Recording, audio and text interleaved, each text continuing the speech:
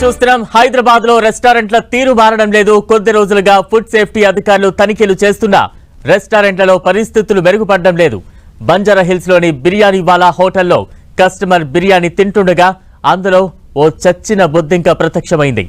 బిర్యానీలో బొద్దింకను చూసి కస్టమర్లు షాక్ అయ్యారు. ఘటనపై నిర్వాహకులను ప్రశ్నించగా వారు నిర్లక్ష్యంగా మాట్లాడారంటూ కస్టమర్లు ఆగ్రహం వ్యక్తం చేస్తున్నారు. బిర్యానీ వాలా హోటల్ పై చర్యలు తీసుకోవాలని డిమాండ్ చేస్తున్నారు.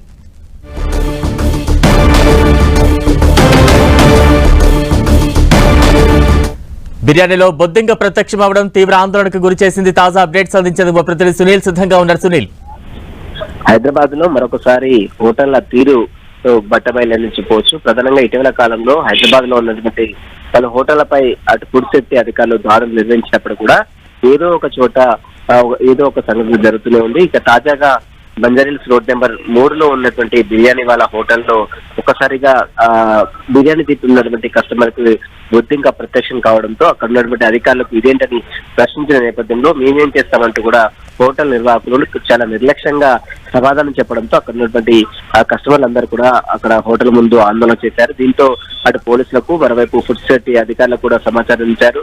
ప్రస్తుతం అయితే హోటల్ దగ్గర కొంత ఫుడ్ సేఫ్టీ అధికారులతో పాటు స్థానిక పోలీసులు కూడా చేరుకొని దానిపై దర్యాప్తు కొనసాగిస్తున్నారు. ఇలాంటి సంఘటన మళ్ళీ జరుగుతున్నప్పుడు కూడా ఫుడ్ సేఫ్టీ అధికారులు సరైనటువంటి చర్యలు తీసుకోకపోవడం వల్లే ఇలాంటి హోటల్స్ మళ్ళీ ఇలాంటి సంఘటనలు జరుగుతున్నాయని అటు కస్టమర్స్ కూడా తీవ్ర ఆందోళన వ్యక్తం చేస్తున్నారు. ఇక నుంచి అయినా హైదరాబాద్ లో ఉన్నటువంటి ప్రధాన హోటల్లో ఇలాంటి ఇష్యూస్ జరగకుండా కొంత వారందరికీ కూడా కఠిన చర్యలు తీసుకోవాలంటూ కూడా కస్టమర్లు డిమాండ్ చేస్తున్నారు.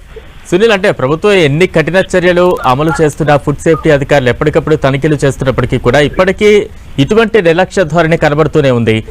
దీనికి సంబంధించి కస్టమర్ల నుంచి ఎటువంటి రియాక్షన్స్ వస్తూ ఉన్నాయి, ఇంకా ఎటువంటి పటిష్ట చర్యలు తీసుకోవాలని వారు కోరుతూ ఉన్నారు? ప్రధానంగా హోటల్స్ లో కేవలం తనిఖీలు చేసి వెళ్ళిపోవడమే కాదు, ఖచ్చితంగా వారు ఇచ్చినటువంటి నియమాలు నిబంధనలు కూడా ఖచ్చితంగా పాటించాలి. కేవలం ఫుడ్ సేఫ్టీ అధికారులు వచ్చి దాడులు చేసినప్పుడు మాత్రమే వారు కొంత చర్యలు తీసుకున్నామని చెప్తారు.